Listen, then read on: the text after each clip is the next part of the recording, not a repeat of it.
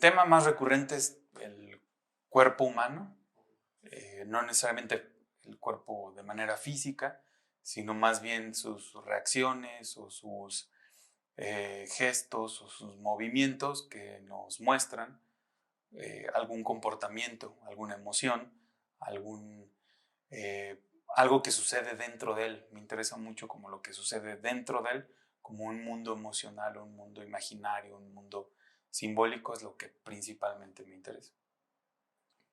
Pues yo creo que principalmente es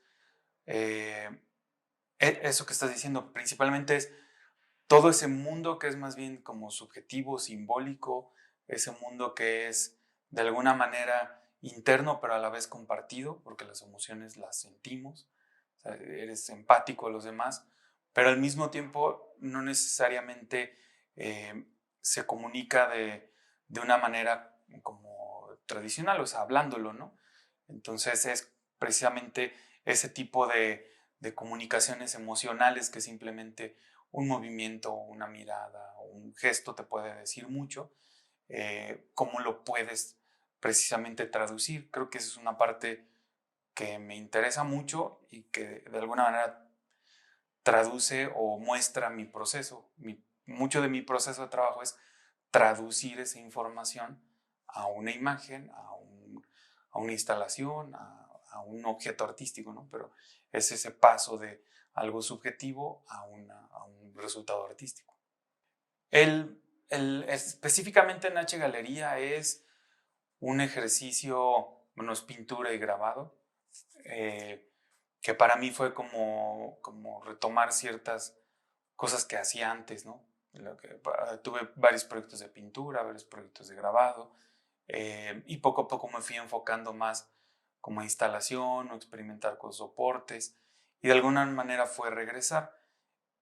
También para mí creo que ya también desde hace algunos años he llevado como dos vías de mi producción. Una tiene que ver con una que es más propiamente investigación artística y otra que tiene que ver más con una exploración nada más como técnica, como pictórica, gráfica, y que tiene una salida más directa a venta.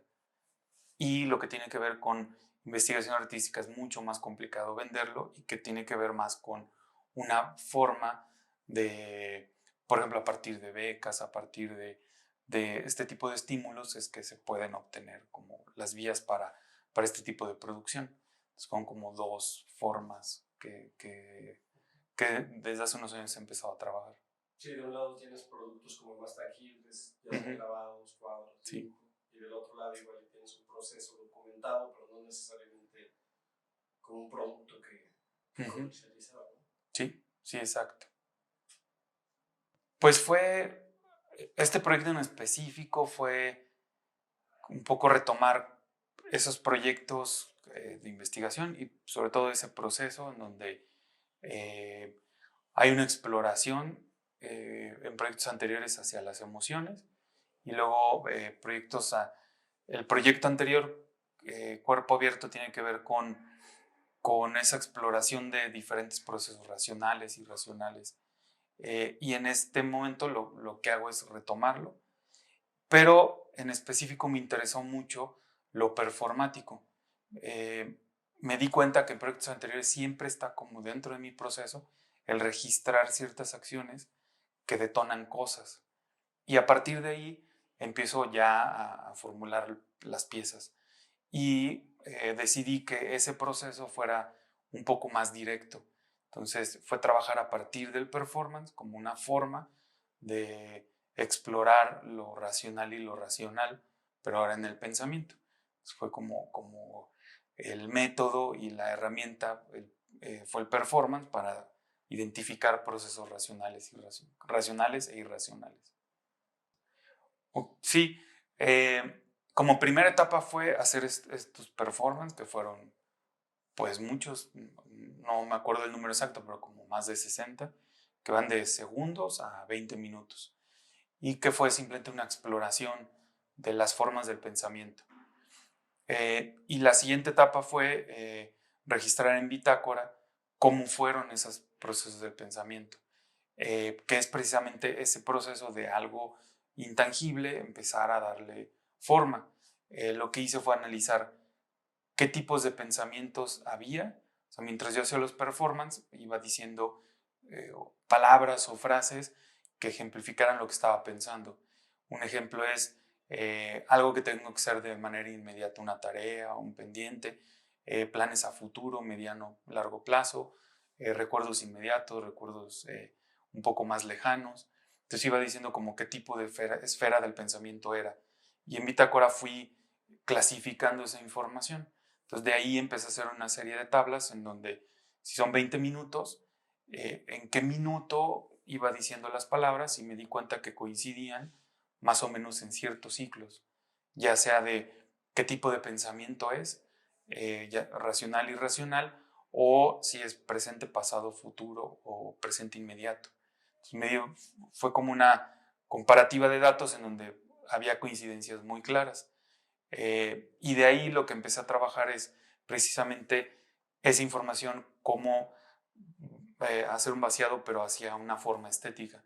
Entonces esas tablas me sirven como para una especie como de retículas de composición donde voy ubicando en un muro las palabras. Entonces si tú ves ese muro, al parecer no tiene como un orden exacto, pero teniendo un poco más de detenimiento tiene como una línea media donde las palabras parten de ahí hacia arriba o hacia abajo o tienen columnas, y poniendo también un poco de atención hay coincidencias en esas palabras. Por ejemplo, lo que decía hace un momento, se repite presente, se repite palabras más ambiguas o palabras más concretas, que es racional y irracional. Entonces tiene como esa lógica los viniles, y hago muchos mapas mentales que me sirven como para organizar la información. Es como parte de mi proceso. Como tengo esta información, ¿ahora qué hago? ¿Qué tipo de información tengo? ¿Qué tipo de pensamiento es? ¿En qué momentos son? Entonces, en algún momento es para organizar y en otro momento es como evidencia de esos procesos del proyecto. Entonces, hay esquemas que hablan de las esferas del pensamiento, precisamente. Hay uno que es una línea del tiempo, presente, pasado, futuro, dos líneas que marcan tipos de emociones y cómo se comporta dependiendo cómo toca estas emociones el pensamiento. Si son pensamientos más largos, más cortos, mucho más intensos o más suaves. Entonces, ejemplifica eso. Y otro tipo de esquemas que son más como, digamos, en específico, ciertos como procesos. Me interesan mucho los procesos, cómo se desenvuelve una emoción, cómo funciona. Y esos esquemas me interesan porque tienen, pues como cualquier esquema, muchas líneas, flechas, indicaciones de importancia, resaltar ciertas áreas. Entonces, al final tienen ciertas cualidades de dibujo. Entonces, podemos verlos como información, pero también como un dibujo, y que en conjunto la información y el dibujo arman toda una idea. ¿Y los que no llevan palabras? Lo que hago es quito las palabras para dejar únicamente todas las líneas, entonces ya resaltas el dibujo como tal. Entonces hay como las dos formas, como quitar la línea para dejar el texto, entonces como ideas concretas. Quitas las palabras y tienes dibujos, pero dibujos que tienen un proceso mental, son dibujos distintos a un proceso más emocional o de otro tipo. Pues surge de esta exposición que de hecho el título es Todo pensamiento es una ficción. Aquí lo que hago es como analizar el pensamiento y sus formas. Y uno de los resultados que veo es que mucho de lo que pensamos es una ficción. O sea, si yo estoy pensando en algo futuro, ¿qué voy a hacer en 2 horas, 3 horas, 2 días? O si el fin de semana tengo algo que hacer, entonces ahí eso que tengo que hacer lo empiezo a llenar de anhelos o de suposiciones. Entonces, eso que yo voy a hacer, si voy a tener una reunión, yo supongo cosas que van a pasar. Llego ahí, unas suceden y otras no. Y en muchos casos, mucho de lo que sucede no pasa, pero hay otras cosas que son mejores o peores, o no importa, pero hay mucho que llenamos con información. Igual sucede en el pasado, algunos recuerdos los vamos llenando también de mucha información. Si son el pasado más antiguo, pues no tenemos una memoria tan directa, ¿no? La llenamos de cosas.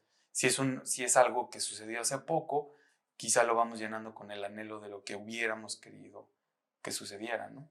Y si son cosas más tangibles como tengo que hacer esto, ahí es como un poco más directo el pensamiento, ¿no?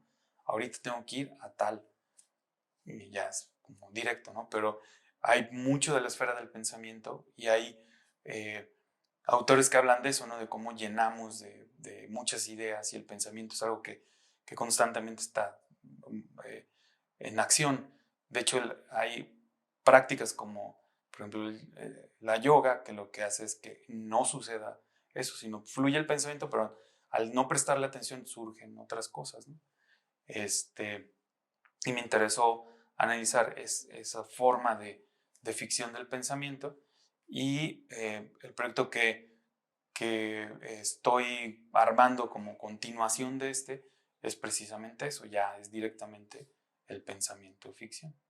Sí, sí, en proyectos anteriores pues siempre ha estado presente, por ejemplo, Jung, como con todo este contenido inconsciente, cómo se muestra, se devela.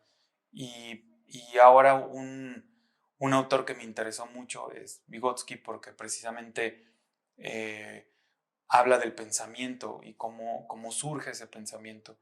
Eh, Pone un ejemplo que me gusta mucho es que el pensamiento habla de ciertos análisis que han hecho con animales, que el pensamiento y el lenguaje, como un chango puede tener actividades muy complejas, y eso habla de un pensamiento complejo, y un perico tiene actividades muy simples, su pensamiento es simple, pero puede hablar. Entonces, pero repite cosas, ¿no? Y el chango, su habla es mucho más limitada. Entonces, como esos experimentos nos hablan que el pensamiento y el lenguaje surgen de manera como separada y se van interactuando, ¿no? Y otro ejemplo que también me gusta es cómo habla de la palabra luna en ruso, puede significar capricho, que nunca es igual, y también puede significar tiempo, pero es la misma palabra que tiene significados distintos.